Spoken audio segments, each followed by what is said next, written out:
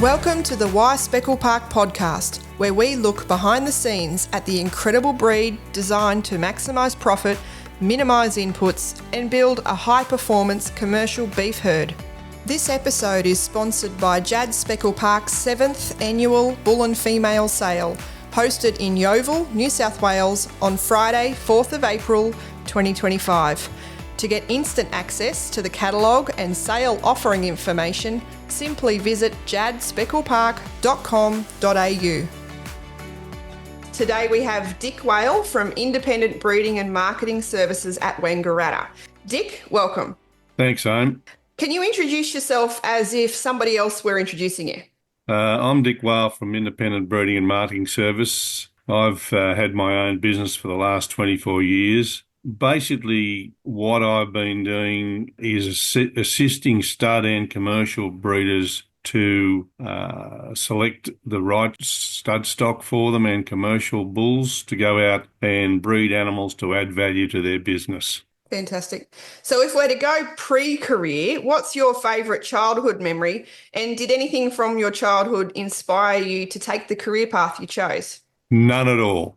I was born at Gilgandra, about 60 k's north of Dubbo, and we lived at Turawina, a little village towards Coonabarabran, about another 40 k's out of Gil. My favourite childhood memories was with my brother Wayne, 18 months younger than me, and a couple of neighbours, and we had a 400-acre hill at the back, and we used to climb up the hill, and we used to be able to see about 40 or 50 k's, and we used to imagine what it would be like with the Japanese coming at us and things like that. Obviously, in those days, we probably were trapping rabbits, had a 22 rifle with us, and things like that. So, that's my favourite childhood memory, climbing that hill and with mates and my brother. So can you please provide listeners with an overview of your career to date?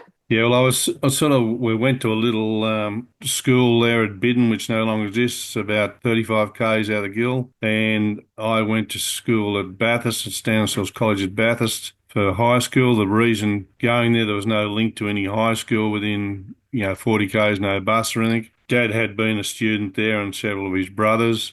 Interesting from an agriculture standpoint, Stannies had no agricultural courses at all there, so there was a lot of farm boys went to that school, probably 400 boarders, and probably 70 to 80% were country, and we didn't have any agriculture at all. I came home in 1970. My aim at leaving school was to become a sports broadcaster, believe it or not, but I didn't have quite enough links or contacts to make that career, so I came home and worked with Dad on the family farm for about 4 years. Our primary enterprise was wheat growing, and we had quite a 50 or 60 sow semi-intensive piggery. In those days, in the early 70s, there was quotas on wheat, so we added value to the wheat through pigs. And that went quite well. We leased a bit of country, and after a period of time, it wasn't enough income for both Dad and I, so I applied for a job at Trangie Research Station, and my first job there was as an assisting agronomist growing crop trials. And I had several other career changes there,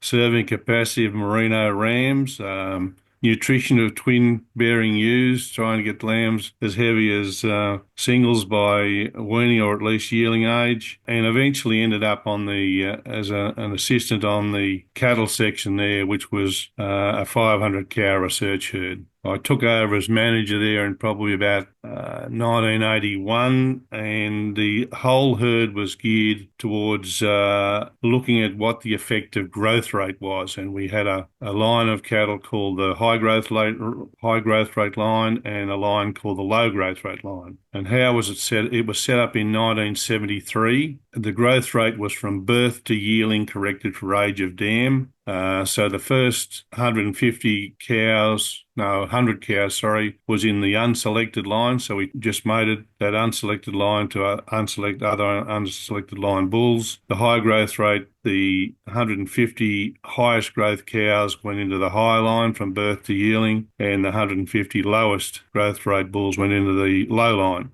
Bulls used were all yearlings, and in the high growth rate line, it was the 5 highest growth bulls from within that high line. Wasn't any change of lines after that. And in the low line, they were the 5 lowest growth rate bulls in the low line were selected as replacement size and only used for 1 year. By the time I left Trangie in January of 1986, there was 75 kilograms average difference in weight on the weaners from the high to the low line. So obviously growth rate had a big impact, and it's the way the industry was going. The low line actually ended up being the low line breed. They decided to discontinue that in after I left, and it was picked up by Don Burke, I think was the guy that the TV presenter, gardening presenter, but he took on the low line, and it became almost a separate breed. There was a lot of work done when I was there and post leaving there on the feed efficiency advantage of the high line versus the low line.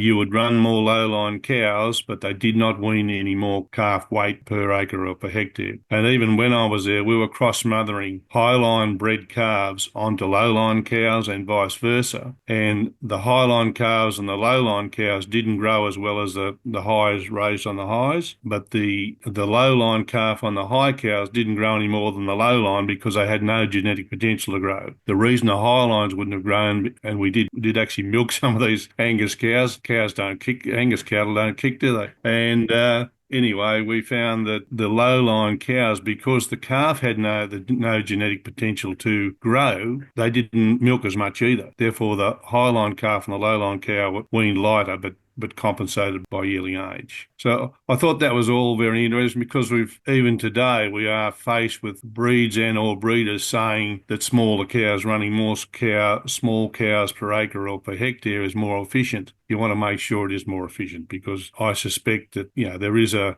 limit in there of what the genetic potential is, if you know what I mean. And if you haven't got the genetic potential to milk and raise any more cows, we're not going to raise any more kilograms per acre or per hectare. So I moved on, and the reason I moved on in 1985, I was successful in winning an Angus scholarship to sit in at courses at the University of Illinois, and my wife Michelle and I and our 2-year-old daughter Casey headed off in January of 85, and that was probably the most influential thing I ever did. I did sheep science and genetics and all those things, but I also did meat science, and in 1985 there was not a meat science course in Australia, and I can remember sitting in this class of 99 students, and every Monday we had live lambs, pigs or cattle we assessed, and then they would have been slaughtered Tuesday morning, and then we came back on the Wednesday and assessed the carcasses. And this, I shouldn't say little old Aussie, but big old Aussie, had to assess animals in pounds and yield grade under the US system and quality grade under the US system and all those things for all species. I just couldn't get that class quick enough on Monday, and I couldn't get back quick enough on the Wednesday to assess the carcasses. And that really, when I came back, I thought it's really good breeding cattle, but I'd love to get more feeding and marketing experience. So I applied for a couple of feedlot jobs and ended up as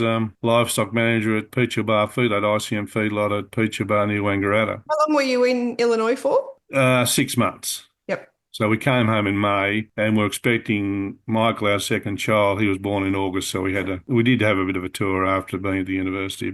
So we moved to Wangaratta. I distinctly remember arriving there. There was 1,400 cattle on feed and 2 stock when I arrived. There was 27,000 cattle left by December 31 in 1986, my first year there. It was a bit of a culture shock. Okay. Drafted everyone, employed all the staff, and I did for several years, actually drafted every animal out. And people said, "Oh, why don't you delegate down to someone?" I said, "Well, if there's a problem, there's only one little black duck they can look at, and it's me." Eventually, I did delegate down to people that were experienced enough, but it was sort of a really great learning curve. We had a small abattoir at Yarrawonga, about 140 capacity, and then we started to do export product out of McPhee's, which is Ascot Meats at Wodonga now, and then subsequently purchased the Berrimah abattoirs 2 or 3 years later. But it was it was probably what I wanted as far as developing that. And then I was there for about 11 years, still in the same job and enjoying it. But as I used to say to my employees when I'm employing someone, everyone was on a 3-month contract. And I said, it's for you to look at us and us to look at you. I'd always say this is not a very glamorous job. It's dust and flies in summer and mud and crap in winter and not much in between. And, after 11 years, and I I had an offer for a job at Elders as value-based marketing, and even in my ICM days, I was very much evaluating and trying to buy better cattle. We were doing a lot of 270-day cattle into Japan, and even sending them by 747 plane. Probably 80% of the cattle I bought personally, and they were bought from a backgrounding nutrient agent at Shepparton, and we shared feedback, and I paid him a premium for what I thought were the good ones, and a significant discount for the ones I didn't like. And he said to me, Dick, he said, I don't think I'll take your price on the lesser ones. And we had separated them into what we thought were ideal, acceptable, or unacceptable. And there was a $90 difference between the unacceptables and acceptables, and another $90 premium on them what we thought were ideals, which would have been the sounder, better shape, right conditioned cattle to feed. And I gave him a 10-cent premium I said, I'm not giving it all, Bob, but you can have half that premium and then a 20-cent discount on the unacceptables, which he marketed as finished cattle elsewhere. Elders value-based marketing, the idea there was to take clients' cattle and feed them towards branded beef programs. Elders had a brand called AMG Gold, and we did quite a bit of that. But my view was probably not to own feedlot space, actually to hire feedlot space, rent feedlot space. But they chose to buy Killara and Charlton, and it really means you've got to crank your numbers up to do that. Whereas you've got to grow brands you've got to crawl before you walk with branded establishments. But anyway, that was getting off slowly, and then I sort of worked my way back towards the seed stock industry, trying to get cattle that I thought would best suit the ultimate requirements that we had, but also the industry needed as far as fertility and longevity in the cow herd and carcass quality in the subsequent animals. I was with Elders till about April, I think, of 2004, and then with support of a lot of clients I had with Elders, I went out and continued to do what I'd been doing for them in the subsequent before that, and established my own business then, and we're still here today. So that's over 20 years ago now. It's over 20 years. I have looked at times at employing someone to give me a hand, and I don't think they like my lifestyle aim. But I am home probably at least 50% of my time, but I sort of do blocks when I'm away, and that's where we are today. So what exactly is it that you do in your business? Well, basically, depending on what the clients want, but the guys getting what I call my full service, we're assessing the cow herds every year and also the weaner calves, and we're making decisions on whether a cow stays in the herd, and not necessarily on EBVs, that's part of it, but the quality of calf she's producing, and obviously fertility. Anything that doesn't get in calf goes for a start. Anything that has assisted calf goes. Then I'm also, just in the last probably month or so, since about the 12th of February, I've been I've probably attended 10 or 15, be close to 15 stud sales in Southern Australia, South Australia, Western Victoria and Tasmania last week, trying to look at new sire lines or genetics that might work. And also probably every second year I've tried to go to the States and look for new genetics, and in the off year go to New Zealand and do the same. So doing a lot of research on genetics we think might work. I organise sort of assess bulls for bull sale as we've done for you, advise on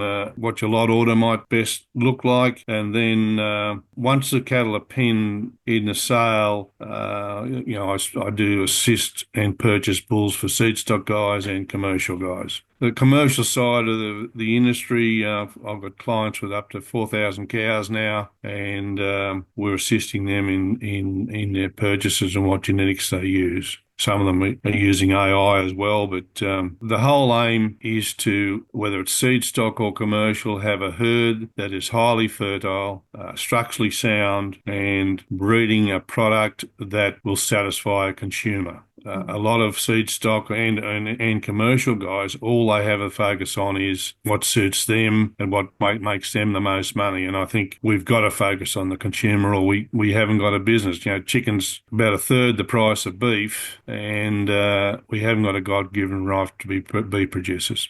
You often say that we need to, as beef producers, be providing that consistently outstanding eating experience for what is expensive protein. Yep. So how many studs do you service and what breeds are represented? About Stud and major commercial, got probably about nearly 18 studs and quite a number of commercial on top of that. The breeds would be Angus, Red Angus, Hereford and Speckle Park. I have done quite a bit with particularly the Black Simmental breed in the past, but those clients have since dispersed or retired. Yeah, a range of breeds. I think the one thing, and I'll mention this a bit later again too, but the thing that worries me most about being so single breed focused, I think we're missing a tremendous opportunity in this country, recross breeding and the advantage of that. Yeah. And I do have some crossbred herds, or commercial I'm working with, yeah.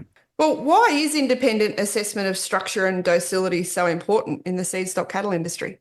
It's hard for a stud master to assess his cattle. He knows the tag and the year and the dam and the things like that. You naturally form a bias. When I'm assessing cattle, I try not to even look at the ear tag, and quite often guys have the siren dam and the ear tag. I try and look at the animal without, because I have a preconceived idea on what a bull side by a particular side will look like. So I try not to do that. It's basically to produce sound cattle. The acting life of a British spread bull in southern Australia, and this was work done by Bob Freer in the mid-80s, was about 3 breeding seasons. And I suspect it's significantly less than, I think it's probably 2.25, 2.5 now. And that was a survey was done through the sale yards and why the bulls were being disposed of. But yes, structural soundness is very important. And of course, it goes into the information from the studs goes into breed plan to create EBVs for claw angle of foot and leg angle. And I think it's so important that it be done that way. In America, say for example, on the Angus, their own breeders do it. It's just the guys that are doing it and submitting data to breed plan are doing thousands of cattle a year. So yeah, they've got to be better than a guy that's assessing 200 or 300 a year. It's a bit of a concern, the weighting of phenotype input, raw data, versus genomics in the formulation of EBVs. Can you make some comment around that, just how important it is to continue to have that as phenotypic records submitted?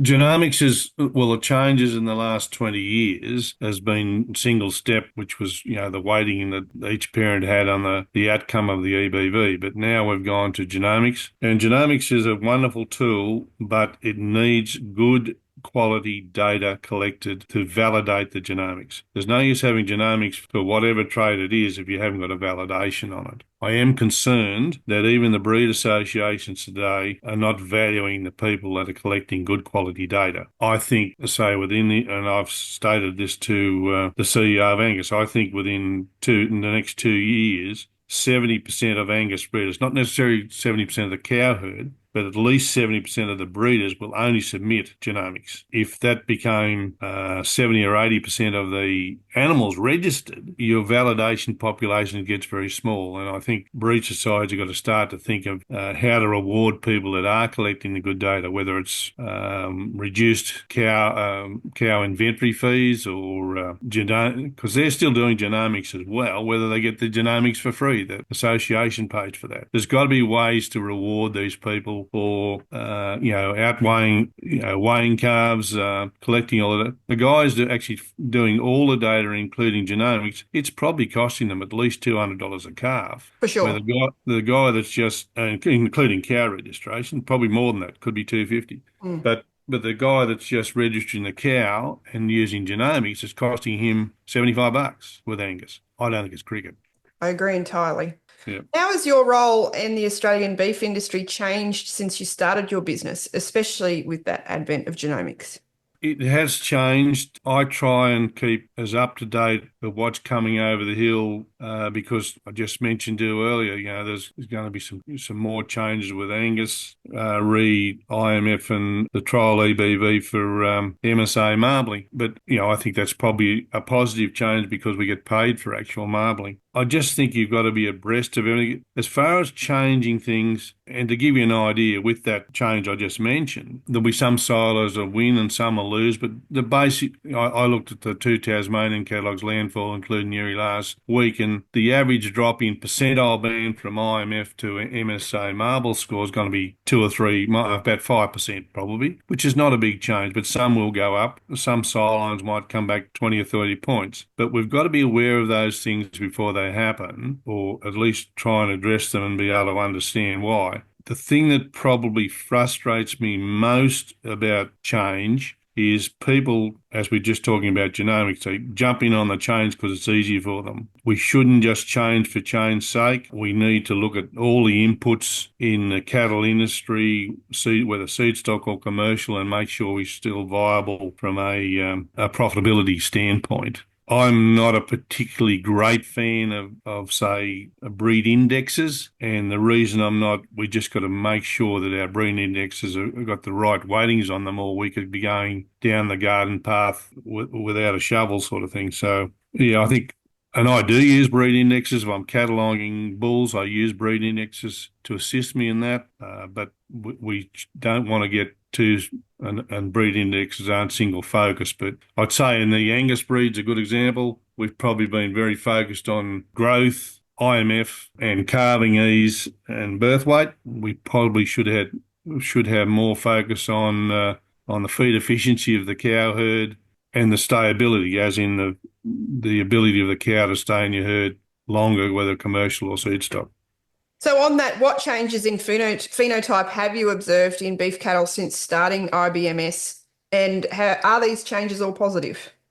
No, a lot of changes. I think a lot more growth in Angus, and probably later maturity coming in, even with the fat EBV, later maturity coming in. The Clay Center data out of America, which is the biggest research center in America, their last germplasm evaluation, which is a evaluation of about 20 breeds, including Angus and Red Angus and all the European breeds. The Angus cow now at weaning time is the heaviest weighted breed, as in heavier than Charolais and Simmentals. Now, that's a reflection of great growth, but are they more efficient? I'm starting to see some silelines in the Angus breed that the heifers are not breeding as yearlings, and it's not necessarily being picked up in days to calving or any of those measures, because a lot of that is you've got to have had a calf before that data goes in, and that's a reflection, I suppose, of increased growth and less feed efficiency, and all cattle just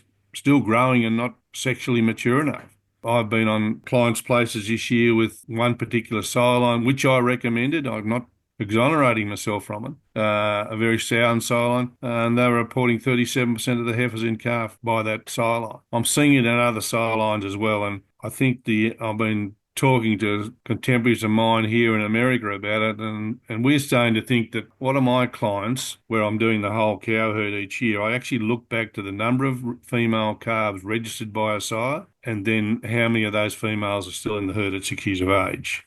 And the average is 23% still in the herd at 6 years of age by each sireline. A lot of sirelines and some higher indexing sirelines with zero.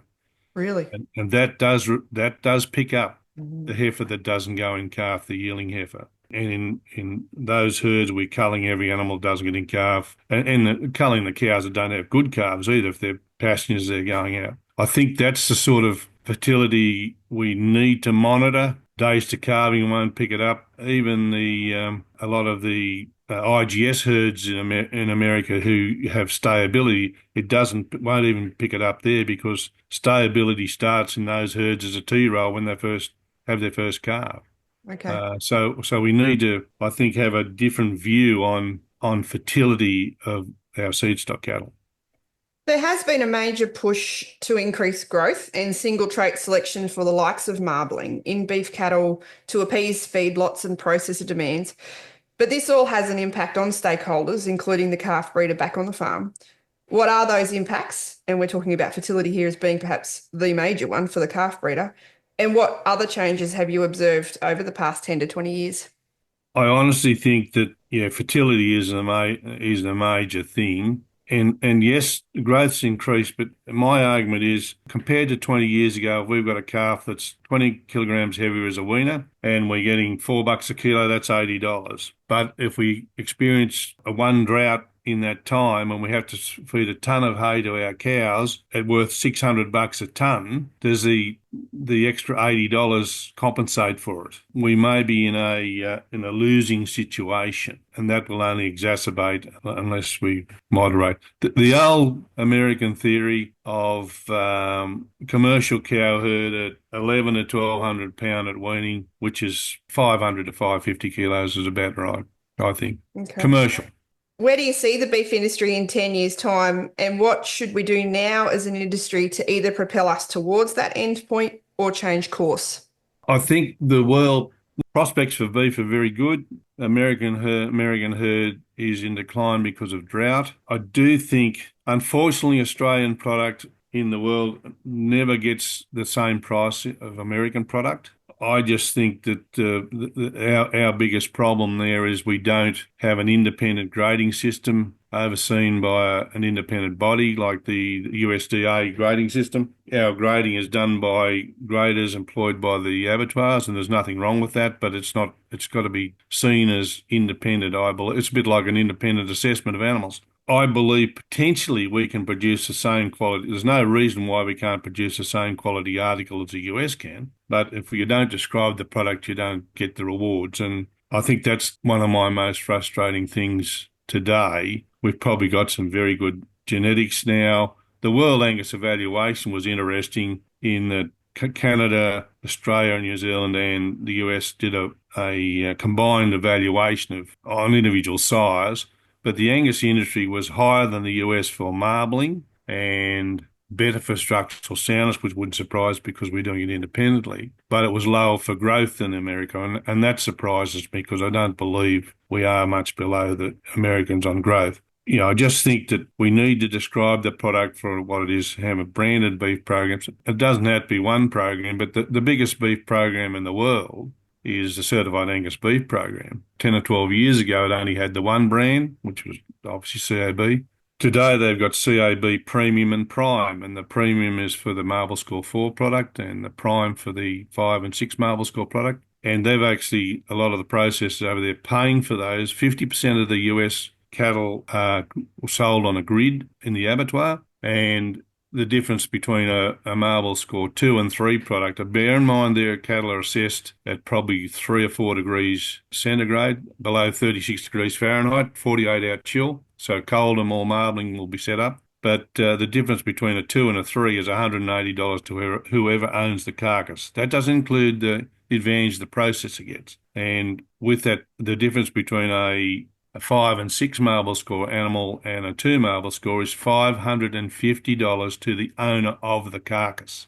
That's not the full advantage. The processor's not giving all his advantage away. You can bet your bottom dollar. And neither they should. But because of that payment system, the percentage of Marble Score 2 product that was gridded, which is only 50% of the carcasses, dropped down to 13%, and the percentage of 5 and 6 Marble Score animals went up from 5 to 10%. So the price signals instigated a big change over there. We don't see that here. And again, if we had that independent grading system overseen independently, we would know what, if we kill with T's or JBS or whoever, we'd be able to compare eggs to eggs. So much of your career has involved working with the Angus breed. We're in a point now where there is such a major dominance of Angus cattle in southern Australia, a push into the north, and ultimately the breed is growing at such a rapid rate with the black cattle from one end to the other. Is that healthy? And why do you think it's happened so strongly, especially here in Australia in the last 10 plus years? It really, and of course the herd at Trangie was an Angus herd. But when I went to the feedlot, and it was before the Japanese market even liberalised, they were specifying Angus and Murray Grey in their crosses as the breeds required for that market. And they recognised that the Angus breed had, obviously more carcass quality attributes than probably the white-face breeds and the European breeds. I think that's continued on down the line over years. It's just easy to select on coat colour. The trouble, Amy, between just on coat colour, there's more variation within the breed than between breeds. And I heard last Friday, I was travelling with a guy I used to work with elders, and he was quoting feedlot prices for 20 to 500 kilogram cattle from a southern feedlot buyer, and they were talking. I think it was 430 for Angus, 390 for Black Baldy, and 360 for Hereford. That's a big, clear message that black is beautiful. But personally, I think, as I say, if there's more variation within a breed than between breeds, we should be looking at other breeds, and we should be looking at crossbreeding. There's enough data to fill this house on crossbreeding and the advantages of it, including greater feed efficiency in the cow herd, greater longevity in the cows, increased calf weaning weights, and also maintaining or improving carcass quality, at least maintaining. And that seems to be lost here. Today, I'm not of the view, and I should be as black as the ace of spades because Angus gave me the opportunity to get here, and I'm still very much tailed with an Angus brush, but I can always see the advantages in other breeds. And in the ICM days, we fed a lot of crossbred cattle through the feedlot from various research organisations and did a lot of sideline work with various breeds with the DN8 and AMLC funding and things like that. But we saw some, I remember we had some steers out of South Australia that were by out of Angus Hereford cows, I think, by Charolais bulls, and they performed as well as any Angus in the whole feedlot. Sorry, not Angus, Angus Jersey cows. So the Jersey is a high marbling breed, and we fed them the right number of days. I had an experience in the States, people with Angus and Angus cross cattle, they just feed their Angus Charolais crosses another 21 days and get the same carcass quality as Angus. They just take more feed. And they're more efficient. They convert feed better. So we shouldn't just get hung up. There's only one breed that can do it. But of course, black-hided or Angus now, and the breed society is trying to run us at 87.5%. It's certainly turning us away from crossbreeding rather than crossbreeding. And I think the commercial cattle industry and the Australian industry in general is missing out because of that. And are we not sending the wrong message to commercial breeders to select on coat colour rather than quality of the meat product that's going to be served to consumers? Exactly. We are thinking very much, and it's the view as of today. If we were having this discussion 50 years ago in 1980, we'd be saying, "Oh, we've got to be white-faced, and that's the way to make money." Whereas the feedlot industry's come in and changed it. I don't think there's enough seed stock guys or even the breed society end, they're just not focused enough at the consumer. And I've got a very good friend of mine that's a client that says it's fine with the cattle industry, keep producing it, and we go to the edge of a cliff and push it over and hope someone buys it. Well, we better hope someone continues to buy it, because if people are finding it a lot more affordable to eat chicken and pork and other, and I call it protein. We're in the protein market. We're not in the beef industry. Ultimately, we're in the protein industry. And we've got to be very careful that we give the consumer what they want, but we've got to be able to keep the feedlotter processor, the cow-calf operator, and the seed stock guys all in business. So if we're to switch our attention specifically to the Speckle Park breed, you have assessed our Jad Speckle Park cattle here every year since 2018 and have played a pivotal role in our establishment of Jad Angus stud in 2020. What have you observed about Speckle Park cattle since assessing at Jad, and how does this relate to industry perception around the breed? I think the change in your herd over time, the Jad herd, has been amazing. And initially, your establishment was on North American genetics. If you bought Canadian genetics, if you bought Canadian genetics today and put it into your herd, they'd be further back than Walla Walla. We wouldn't find them. And I think through what you've done within your own herd and with Mark McKenzie at Mangahina in New Zealand, and worked very closely in those two herds and shared genetics, you've made a quantum leap to where the breed is today. I think the cows generally are very efficient, and I'll call it a British breed. As a British breed, they're very efficient. I've seen cattle up Jad agriculture on, I'd say cultivation ground, and the cow's still fat. So I think from a cow standpoint, they're efficient converters of grass. I think the eating quality, and you guys have done quite a bit on the eating quality and fat melting point, etc., and the eating experience with Speckle Park. I think there's something in there. I believe that probably the marbling is probably equal to Angus, fed the same number of days. And we had that trial that you asked me to evaluate in southern New South Wales, where they were Speckle Park F1s compared to the feedlot performance for Angus in that month. And the Angus gained at 0.1 of a kilogram a day more, but I think of the gain, don't hold me to the gain, but 1.76 to 1.66 or something like that. The Speckle Park cattle converted at 1 kilogram less feed per kilogram gain. So even though they had lighter carcass weights, and they were a mixed put together group of steers, they weren't any great quality in the F1 steers, but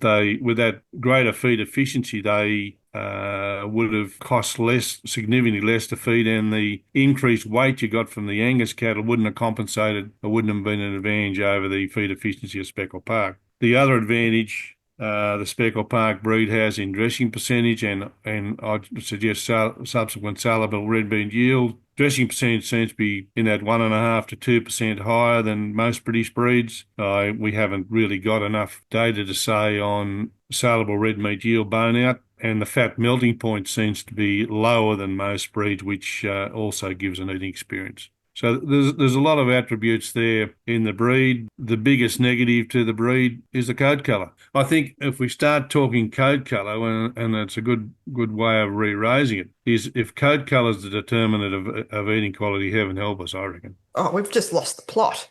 Yeah, exactly. So in assessing our cattle both for structure and docility, how have your observations been, and how does that compare to industry perception around the breed? The first thing you mentioned the word Speckle Park, people question docility. The problem with the breed is there's been a lot of investors come in and trying to make a quick buck. And I saw it the same, when I came down here to ICM at Wangaratta. There was a large Limousin population around here. And the Limousin breed, every animal was kept and got a very poor reputation for docility. But certainly the Jad cattle, I've never had any issue with docility there at all. They're the same as all the Angus cattle I assess, and I just don't perceive that as a problem. I don't see any other issues really. Probably some of the genetics you would like a little more scrotal circumference on them, but we're saying with Angus as well, same with most breeds. I don't see any other real detriments to Speckle Park. The only detriment has been that now it's got to stand on its own 2 feet as being a beef breed with merit now that it's lost its hobby status. But potentially in the long run, we'll look back and say, well, that was the turning point that the breed needed to move forward. Correct. And the only way you're going to, move forward is branding a beef product. You need more feedlot feedback and describe the efficiency of the cow herd at pasture and the carcass quality, both yield and eating attributes. Well, that all comes under probably a branded beef program, doesn't it? Well, that's right. Ultimately, we need more people to eat Speckle Park beef and know that that's what they're eating. Yep.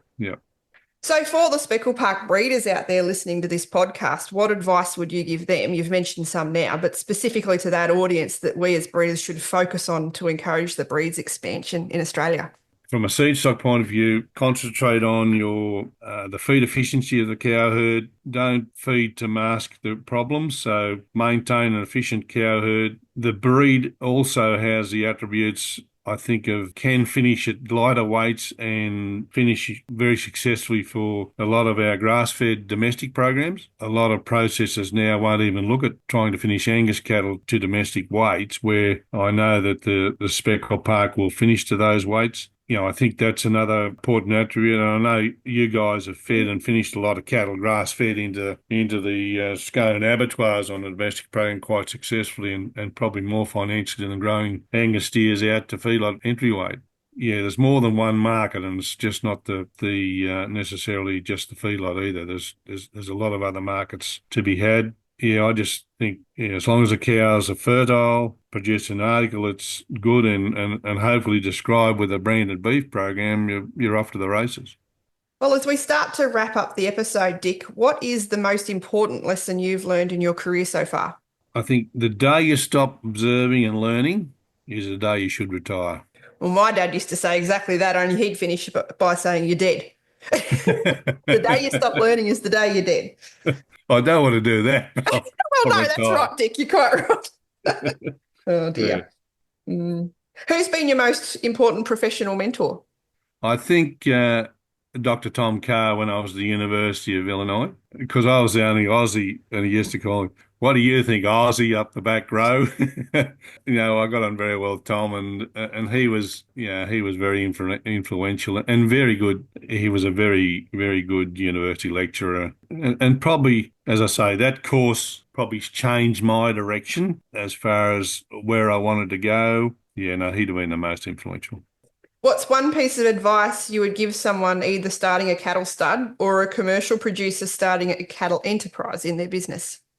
Breed for your environment. Don't feed to suit your environment. A lot of people don't breed to the environment, they feed to the environment. And target the consumer needs. Mm. Now, yes, a lot of people target the feedlot needs and forget about the rest, but we've got to, I think you've got to target everyone's need, and hopefully ultimately the consumer needs is what will make the feedlotter and processor money too. What's one question that you wish I had asked you, and how would you have responded? I think, and we actually did address it, what was your view on the beef breeds in Australia? And I just think there's more variation within breed than across breeds, and crossbreeding is the way. I just think crossbreeding will give you more calves, greater weight gains with acceptable yield and an eating experience for the consumer, and make you more money commercially. And unfortunately, too many producers look at price received as the holy grail, but there's so much more to profitability than that, isn't there? No doubt about that. The people that are making the most money in the beef breeds, in all beef breeds, and in the Angus industry, or all the industries today, it's not the ones that are the sale toppers at the local weaner sale. They're the ones perceived as being the best breeders, but may not necessarily be. Very true. So, Dick, what is your favourite quote and why?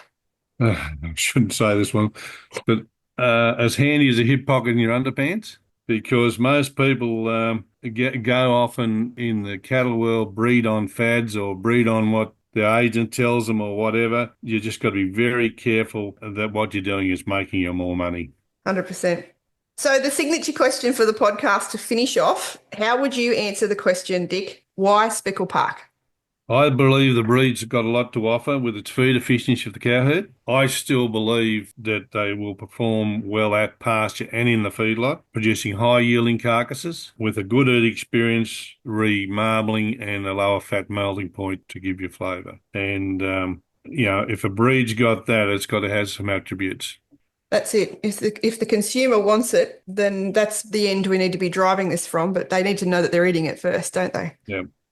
Thank you so much for joining us here today, Dick, and sharing your story. That's been fantastic with some great insights there. Really appreciate it. Love your work. And we'll keep talking. Got your catalogue today too. Oh, good. Excellent. Good. I haven't studied the form yet. It'll take a little while, but hopefully you find a good one or two. Good on you, mate. Thanks, Dick.